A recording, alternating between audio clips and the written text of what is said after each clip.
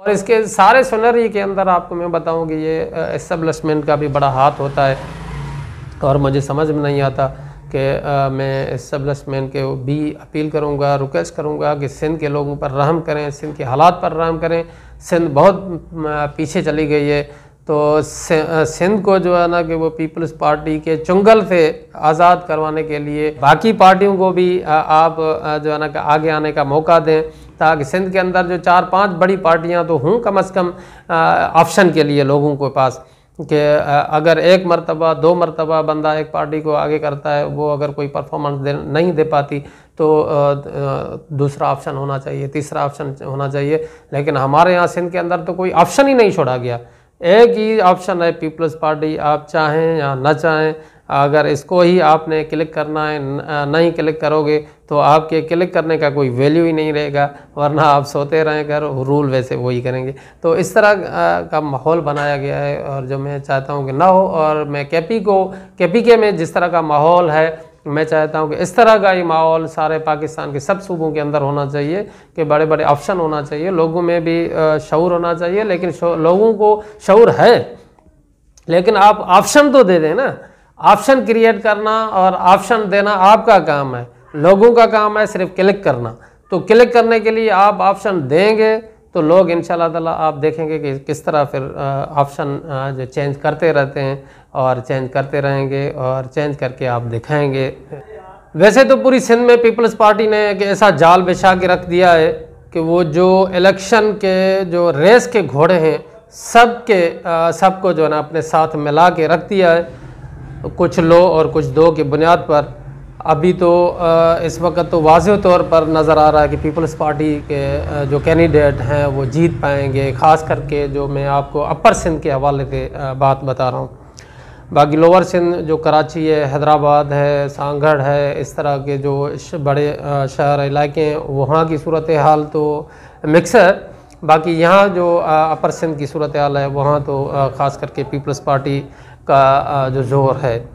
District Shikarpur का तकरीबन जो है कि 75 से 80 सैकड़ों % जो इलाका है उसके ऊपर एक हल्का बना दिया गया है। बाकी जो है 25% जो रहता है ये जो तहसील खानापुर और कुछ तहसील लखी का इलाका आता है, तो वो मिला के फिर डिस्ट्रिक्ट कश्मीर के जो गोसपुर है या कुछ और शहर हैं डिस्ट्रिक्ट कश्मीर कंदकोट के इलाके जो इसके सरहद पर बनते हैं तहसील खानपुर के, वो इलाके मिला के फिर वो एक हल्का बना दिया गया। अभी जिस तरह के आपको मैं बताऊं कि इस हवाले से अभी तो झगड़ा चल रहा है कि आया वो, क्योंकि यहाँ के बहुत बड़े कैंडिडेट हैं जनाब आबिद भयो साहब, जो यूथ अफेयर के मिनिस्टर भी थे पिछली पीपल्स पार्टी कोalition गवर्नमेंट के अंदर, तो वो यहाँ के कैंडिडेट थे। अभी उसका फ्यूचर भी सवालिया निशान बन गया है, क्योंकि यहाँ जो पीपल्स पार्टी ने कमिटमेंट की है माहिर साहबान के साथ, यहाँ क्योंकि माहिर साहबान जो हमेशा जीते आते हैं और वहाँ पीपल्स पार्टी ने अभी उन्होंने ऐलान किया है पीपल्स पार्टी के अंदर, और उन्होंने कमिटमेंट पीपल्स पार्टी के साथ रखी है 2 सीट्स की, एक पीएस की और एक नेशनल असम्बली की। तो मेरे ख्याल में वो 2 सीट्स उनको मिल जाएंगी। एक पीएस की वो आरिफ खान महर को मिलेगी और एनए की जो उम्मीद है कि वो शहरियार खान महर उसके ऊपर कैंडिडेट बनेंगे। तो ये पूरे जो बाकी जो हमारे और पीपल्स पार्टी के जाने पहचाने चेहरे हैं वो कहाँ जाएंगे, उनको कहाँ फिट किया जाएगा। अभी कमारे साहिबान को तो जुल्फ़िकार खान कमारे को तो वो तो उन्होंने एडजस्ट कर लिया, डिस्ट्रिक्ट काउंसिल के अंदर चेयरमैन बना दिया गया। लेकिन यहाँ का यानी कि जिस तरह को हम पिलर कह सकते हैं और जो पीपल्स पार्टी की जो डोरें हैं जिसके हाथ में माजी में थी, और पीपल्स पार्टी डिस्ट्रिक्ट शिकारपुर का प्रेसिडेंट भी था, एमएनए भी था और जनाब वो मिनिस्टर भी था वफाकी आबिद खान भयो। अभी उसका कुछ पता नहीं चल रहा है कि उसको कौन से खांचे में रखा जाएगा, क्योंकि डिस्ट्रिक्ट शिकारपुर का 20% या 15% इलाका आता है दूसरे हलके में, बाकी सारा इलाका डिस्ट्रिक्ट कश्मीर कंदकोट का आता है। तो मेजॉरिटी वहाँ की होगी, तो वहाँ कैंडिडेट भी ज़ाहिर बात है वो भी एक डिमांड करेगा, और वैसे भी इंसाफ का तकादा भी यही है कि वहाँ से कैंडिडेट लिया जाए, और वहाँ बिजरानी साहिबान हैं मेरे ख्याल में, वहाँ से एक कोई बंदा लिया जाएगा। अगर उनको टिकट नहीं दी जाती तो फिर तो बहुत बड़ा पंगा जो है ना कि हो जाने का भी अंदेशा है। शिकारपुर के अंदर अगर अपोजिशन बनती है तो वो पीपल्स पार्टी को टफ टाइम दे सकती है, पीपल्स पार्टी से इलेक्शन जीत भी सकती है, पीपल्स पार्टी को हरवा भी सकती है। लेकिन बात यह है कि इस तरह की प्लानिंग अगर की जाए, इसके अंदर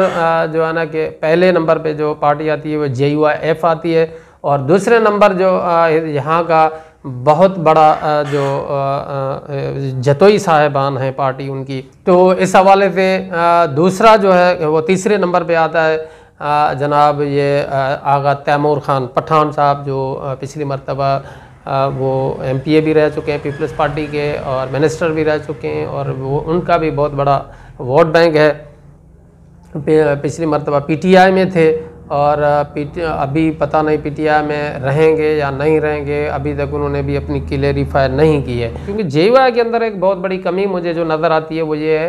कि वो कि दूसरों को बराबरी का दर्जा नहीं देते। वो कहते हैं कि अगर हम हैं तो बस आगे हम ही हैं, मेंबर और मेहराब हमारे ही हाथ में होना चाहिए, और लाठी भी हमारे हाथ में होनी चाहिए, जिसको आगे जिसको बिठाएं, जिसको खड़ा करें, और जिस तरह के अहकामात हम दें, बाकी सब हमारे फॉलोअर बन जाएं। तो दूसरी पार्टियों वाले जो है ना कि वो फिर उकता जाते हैं, और फिर ये इनकी ये भी बड़ी खामी है कि भाई एक का तो अगर वोट बैंक है कुछ ना कुछ तो उनको उस हिसाब से लिफ्ट करवाते हैं, और बाकी जिसका वोट बैंक थोड़ा बहुत कम है तो उसको उससे मशवरा तक नहीं करते। तो ये नहीं होना चाहिए। जब इत्तेहाद है, छोटी पार्टी हो या बड़ी पार्टी हो, कम ये तो पूरा पाकिस्तान की लीडरशिप तो यहाँ है नहीं, या सिंध लेवल की लीडरशिप हो जो बहुत बड़ी मसरूफियात के साथ हूँ और टाइम ना दे पाऊँ। डिस्ट्रिक्ट का इलाका है, और डिस्ट्रिक्ट की लीडरशिप को तो आप साथ मिला के चल सकते हैं ना, मशवरा कर सकते हैं। यहाँ तो 24 घंटे आप हम साथ ही रह रहे हैं, ये 10-15 मिनट की ड्राइव पे सारे एक दूसरे के साथ मतलब है कि यहाँ पे ही रह रहे हैं। तो इस वजह से मैं कह रहा हूँ कि अभी जब इस तरह का JUIF अगर चाहे और अपने आप को इस काबिल बनाए कि वो फिर जमात इस्लामी है और तहरीक लबैक है, और जो अहले तशय्युअ की बहुत सारी पार्टियां हैं कुछ, और इसके साथ जमात अहले सुन्नत है JUIP, और इसके साथ यहाँ पे सुन्नी तहरीक हैं, और बहुत सारी तंजीमें यहाँ पे काम करती हैं छोटी बड़ी, उनको साथ मिलाया जा सकता है। और एंटी पीपल्स पार्टी सब जो भी ग्रुप्स हैं वो एक प्लेटफार्म पर इकट्ठे हो सकती हैं, लेकिन इकट्ठे करने वाला कोई नहीं है। तो इस तरह मैं रिक्वेस्ट करूँगा बाकी भी सबको कि जो सिंध के ऊपर रहम करें, सिंध के लोगों के ऊपर रहम करें, और यहाँ का माहौल भी इस तरह का बनाएं कि दूसरी पार्टियों को भी आगे आने का मौका दें। और यहाँ डिस्ट्रिक्ट शिकारपुर के अंदर भी और पूरी सिंध के अंदर भी अगर कुछ पार्टियाँ चाह तो रही हैं, लेकिन समझ में नहीं आ रहा, उनको कोई रास्ता नहीं मिल रहा। अगर उनको कोई रास्ता